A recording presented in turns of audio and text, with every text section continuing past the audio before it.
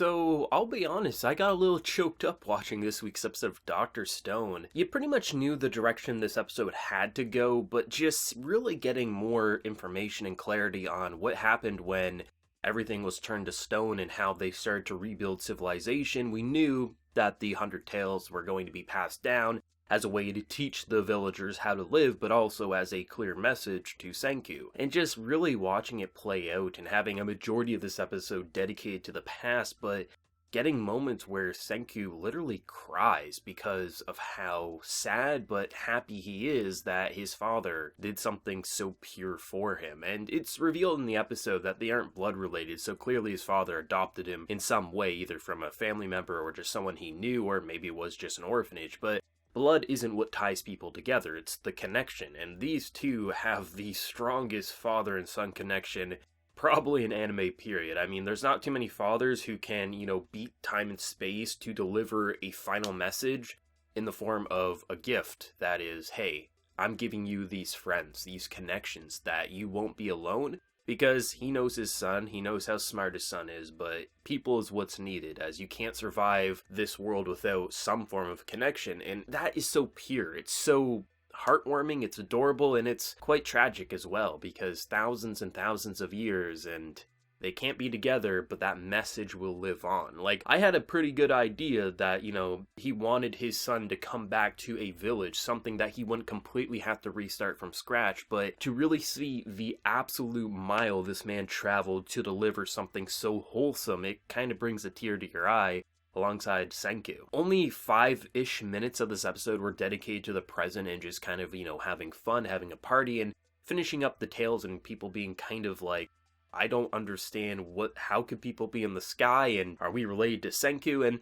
like Senku said, even if they were blood related, it's been how many generations now, you can't even call them relatives at this point in time. And I know a lot of people last week were like, okay, if there was only, 3 couples who were making babies, then they would be too closely related, but even if people are closely related, it's not like they're gonna grow gills or something like that. There's just a lot of possibilities for health issues, as well as just other genetic issues, and seen by the ammonia that kind of started off the killing spree, it's clearly traveled along and just other health issues throughout these generations. So it's they can mix and match enough to create a civilization of just, they would be pretty closely related at the start, but eventually, as time would go on, there would be pretty much no one related at that point in time with enough combinations. So it was really nice to see just the determination after what happened, because something I really wasn't thinking about was just how, when everyone did turn to stone, their minds, they were active, and just the number of people who would have been so terrified, not being able to see, not knowing what to do, and basically going insane unless you were someone like Senku who could just count the seconds and keep his mind active, or if you had a love strong enough to beat time itself.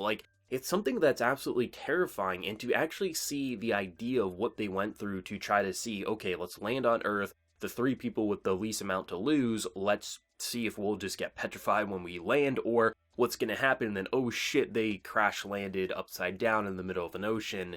Yeah, they're gonna die. And even though they aren't related by blood, you really understand where Senku got a lot of his personality from. His father, for 10 hours, was rowing that boat to get to them, and it's that determination and that resolve, it just, honestly, it makes you feel a lot of emotions, as if, even if humanity is completely wiped out, if even a couple of these people survive, there's a chance to rebuild a civilization in some way. And just seeing the pieces and how they were rebuilding and kind of, getting their partners and finding love and finding happiness in the face of so much despair and disaster, it was just something that kind of highlights why Dr. Stone is so fantastic. It's that these characters you root for, even if we just get introduced to them, you feel like in the face of such disaster, humanity always finds a way to rise up and stand up and find a way to rebuild. And that's what's so great about it, is just seeing the different characters, starting their families, getting wives and husbands and kids, and then, of course, over time, diseases and illness and just natural disasters will take them away, whether you go off to row to find medicine and you don't come back, or ammonia takes your life. It's something that is so tragic and just hurtful, but it's more optimistic than anything, as if even though they died, their legacy will live on in the form of their kids, and their kids will have kids, and the cycle will continue, and it's even when death happens, it's not like it's the end. The only way it would be the end is if everyone either was dead or petrified, and that's not going to happen. And the idea of how the tales came to be is something that's just so perfect, because it's not like it was just solely built on, we need to get a message to my son. Like, that was the final message for sure, and that was the gift, but ultimately, it needed to let your ancestors and just, generations down the line be able to survive, because there's so many things that it's going to take so many years, so many generations to even just think of certain things like collecting minerals. You want to pass down the knowledge so that they'll have a head start, unlike your ancestors and how we came to be with, collecting minerals and understanding medicine.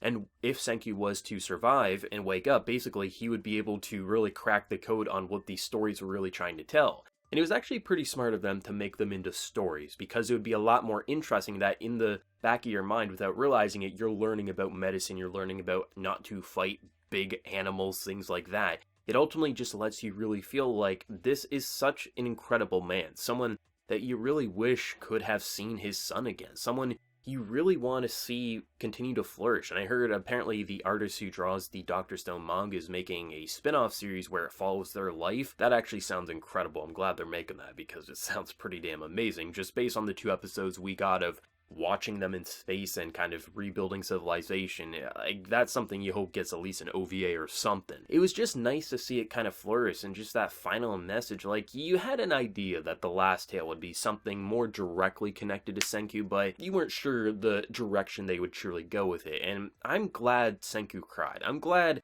he showed that vulnerability, because the thing that really sells Dr. Stone, and I think I can speak for most people who either started the anime or started the manga, they probably thought, myself included, that Senku would be a lot more cold. He might be jokes-like, but for the most part, he would be the smart character. And typically when you have the overly smart characters, they don't show human emotions. They're almost robotic. And the reason Dr. Stone has continued to flourish week by week is not even just its amazing world and its technological progression.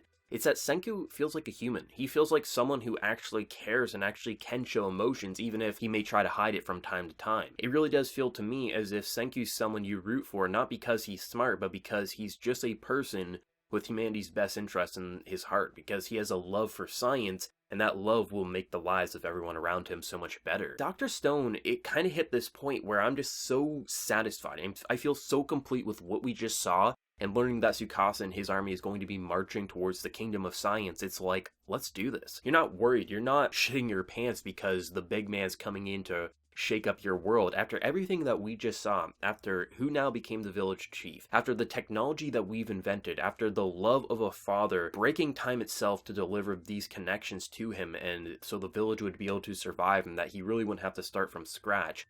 Ultimately, what we just saw was bring it on. Bring on the fight, because ultimately, I feel like we can win. Even, I don't even really worry right now. Obviously we should worry, because Tsukasa is someone you don't want to mess with, but at the end of the day, it's like, after everything we just saw, let's fight him. Let's use our wits. Let's use our brain. He has the connection. He has the technology. He has the skills. Let's fight him, if not maybe rope him into our side. It feels like the reason Dr. Stone continues to excel is that it's not a one-trick pony. It actually has so many things that you're interested in following, whether we spend week by week inventing something that we're just inventing a simple drink, or we're inventing something that will be a bigger picture in the future that'll allow us to create electricity. It's just there's so many little things that this show can explore, whether it's the really personal stories, whether it's the invention, or whether it's just a lot of slice of life scenes with characters finally having fun after not having to worry about who their next village chief will be. Dr. Stone just has this formula that is so unique and just distinct, and settings always play a huge part on whether a character or a story will flourish. And when you have a world that's basically been reverted to the Stone Age, but has people from the past giving you these stories so their future descendants would be able to survive and be able to experiment with what they wanted, because someone like Chrome, who, there's always going to be someone like him who would want to collect rocks, and even if he didn't realize it, he had some knowledge because of the stories that he was taught when he was born that really kind of sparked his love for this. It just feels like Dr. Stone is fantastic. It really, really does. This episode right here could easily be one of my favorite episodes, maybe even my favorite episode of the fall 2019 season. It really depends on the other anime and even Dr. Stone itself, but this episode was emotionally gripping. And it wasn't that just cheap emotionally gripping. It was something that, because we have such a strong connection to these characters, because we have such a strong connection to this world in general, seeing the love that went on and just seeing the death, but also the optimism of characters not afraid to die because they had fun. Someone who really pushed back against the idea in the beginning, but because of what Senku's father did and clearly what Senku's doing to these characters, you just feel like it's a mirror Even though they're separated by blood, they really are father and son, and when a character dies around Senku, I'm sure they're going to be saying the same thing. I had fun. Thank you.